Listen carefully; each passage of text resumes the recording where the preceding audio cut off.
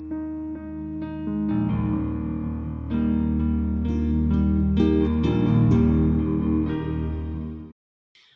was so funny as we were like, all we do is listen, like, that's, and then try to speak what we're hearing.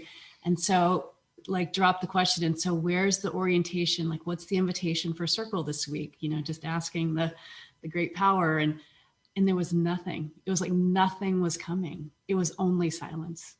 That's all that was there, was silence. The silence was just the next phase of the deep listening that we've been working with now for several weeks in a row. And with the retreat coming up, then the invitation that came to Kimberly and myself this morning was silence. The deep listening to silence. So then that silence has been, for the last couple of days, that silence has been speaking to us. There's one of the beautiful things that Ramana Maharshi says is silence has the greatest eloquence. And yet you have to settle to hear, to have the ears to hear that silence. So just a few sharings from some of the great teachers.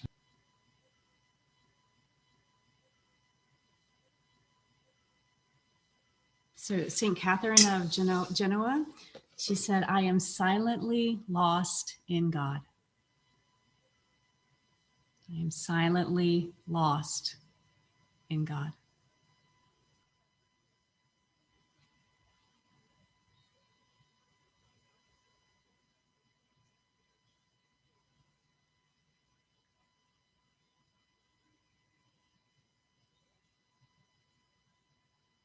And Rumi, silence is an ocean. Speech is a river.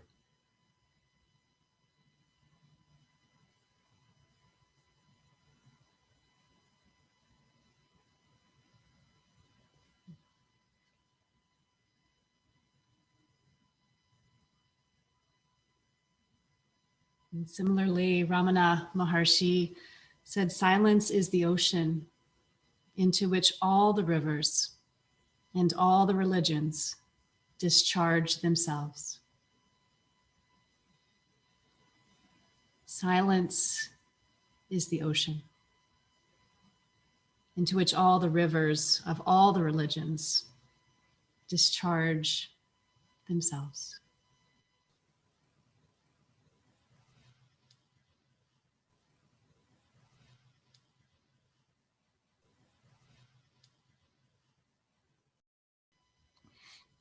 Baba Muktananda's guru was Bhagavan Nityananda, who was almost entirely silent. And yet he emanated a very, very powerful field of energy that penetrated everything around him. And he really preferred solitude, so he would roam off into the wilderness, and then people would pursue him by the hundreds or thousands.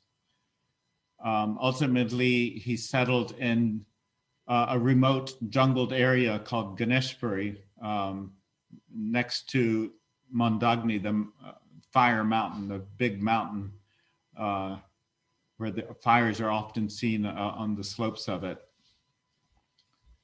And again, people kept coming. Eventually, a whole village sprung up around him. And people would come because in his presence, in his silence, he hardly ever spoke a word.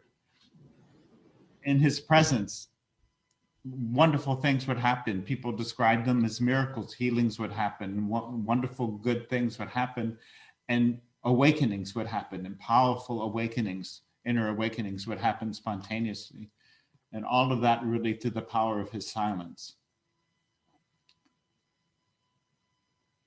So that's, that silence is something that is available to all of us as we learn to let the mud settle on its own, if you will, and be patient, and let it settle so that whatever needs to be shown can be shown at that particular moment for whatever is needed from each of us.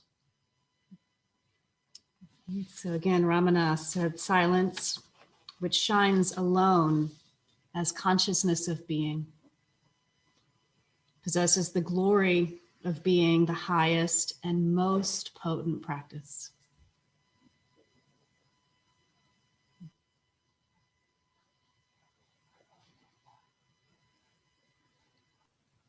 Be still and know that I am here.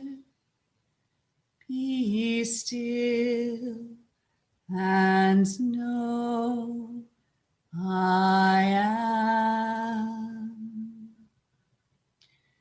Be still and know that I am here. Be still and know I am. Be still, be still, be still and know. Be still and know I am. Be still, be still, be still and know. Be still and know I am.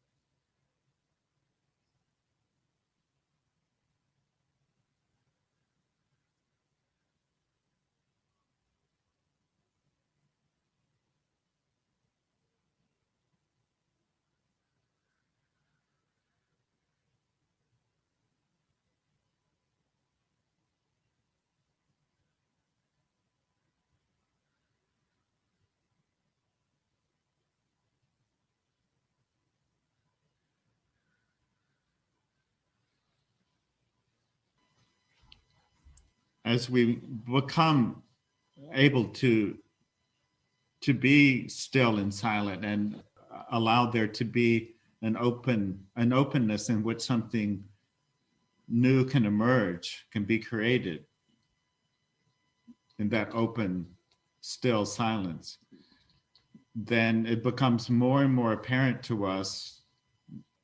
In the words of Thich Nhat Hanh, we inter-are. We share interbeing. We are in you and you are in us, and we are all in one another. We're not separate. Nothing is separate. Everything is within us and we are within everything. A very powerful revelation about this came to us in the form of a podcast that we listened to that we're going to share with you. Very powerful. Some of you, a few weeks ago, when we invited you to explore the nature of our inner being with other species, there were 3 videos that were suggested. There was the one about the octopus and some others. One of them was about the animal communicator who with the black, the Black Panther.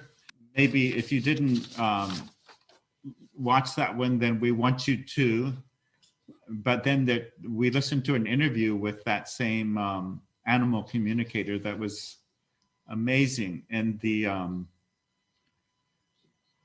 what her practice of listening inside has led to, in terms of very very moving and very important interconnections with all the species, with all the plants, with all the animals, with all of nature. That there's an infinite network of connections that we all have, and every single moment, every single gesture of attention, every single thought, word, and deed is emanating into this field of interconnectedness. So if you can spend a couple hours sometime during the week listening to this interview with Anna, and then just play with listening, like discovering what this vast communication is in the silence. What is this vast communication in the silence? And in this exploration, as we worked with in beginning practice, see if you can recognize how the gestures of effort are actually what can obscure the silence. Like even listening for it, rather than simply trusting being absorbed by it. Okay, so these are, we're so used to those effortful gestures. So just, as we really explore simply surrendering to the silence. Just again, with deep compassion, just watching those tendencies of kind of reaching for, grasping for, trying to get. Let it be a gift rather than something that we get. Which is grace.